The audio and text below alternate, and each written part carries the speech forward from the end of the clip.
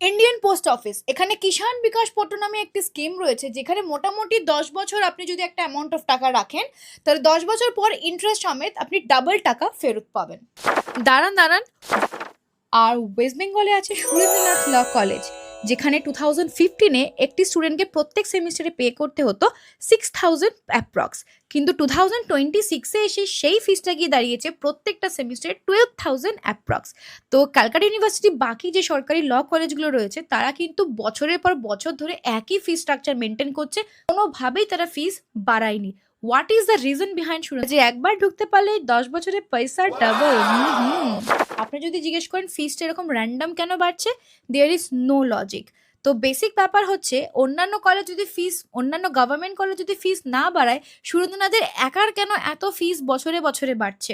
যেখানে একটি law student প্রত্যেক বছর আশা করে থাকে কম খরচে বেশি পড়াশোনা করে একটা গভর্নমেন্ট কলেজ তারা পাবে।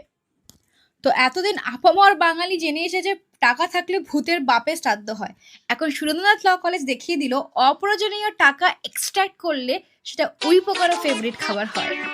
যারা তোমরা সুরেন্দ্রনাথ ল কলেজে পড়ছো, তারা জানাও যে এই বেশি ফিসের বদলে তোমরা অন্যান্য গভর্নমেন্ট কলেজের থেকে কি কি এক্সট্রা ফেসিলিটিস পাও, আর তোমরা কি চাও? সুরেন্দ্রনাথ ল কলেজের ফিস কি কমানো উচিত কি উচিত নয়? And this is advocate Ritwika Dutta. I would like to request the government to take that matter into consideration and please take some actions to reduce the fees of Surendranath law college, because অনেক স্টুডেন্টের কম খরচে ল পড়ার স্বপ্নটা অন্তত এবার বেঁচে যাবে। ইন্ডিয়ান পোস্ট অফিস এখানে কিষাণ বিকাশ পট্ট নামে একটি স্কিম রয়েছে, যেখানে মোটামুটি 10 বছর আপনি যদি একটা অ্যামাউন্ট অফ টাকা রাখেন, তাহলে 10 বছর পর ইন্টারেস্ট সমেত আপনি ডাবল টাকা ফেরত পাবেন। দাঁড়ান দাঁড়ান, আর ওয়েস্ট বেঙ্গলে আছে সুরেন্দ্রনাথ ল কলেজ, যেখানে 2015-এ একটি স্টুডেন্টকে প্রত্যেক সেমিস্টারে পে করতে হতো 6,000 অ্যাপ্রক্স, কিন্তু 2026-এ এসে সেই ফিসটা গিয়ে দাঁড়িয়েছে প্রত্যেকটা সেমিস্টারে 12,000 অ্যাপ্রক্স।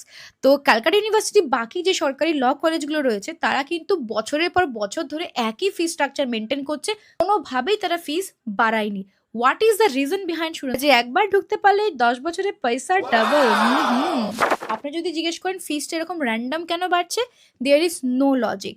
তো বেসিক ব্যাপার হচ্ছে, অন্যান্য গভর্নমেন্ট কলেজ যদি ফিস না বাড়ায়, সুরেন্দ্রনাথের একার কেন এত ফিস বছরে বছরে বাড়ছে? যেখানে একটি ল স্টুডেন্ট প্রত্যেক বছর আশা করে থাকে কম খরচে বেশি পড়াশোনা করে একটা গভর্নমেন্ট কলেজ তারা পাবে। তো এতদিন আপামর বাঙালি জেনে এসেছে টাকা থাকলে ভূতের বাপে শ্রাদ্ধ হয়। এখন সুরেন্দ্রনাথ ল কলেজ দেখিয়ে দিল অপ্রয়োজনীয় টাকা এক্সট্রাক্ট করলে সেটা উই পোকারও ফেভারিট খাবার হয়। যারা তোমরা সুরেন্দ্রনাথ ল কলেজে পড়ছো, তারা জানাও যে এই বেশি ফিসের বদলে তোমরা অন্যান্য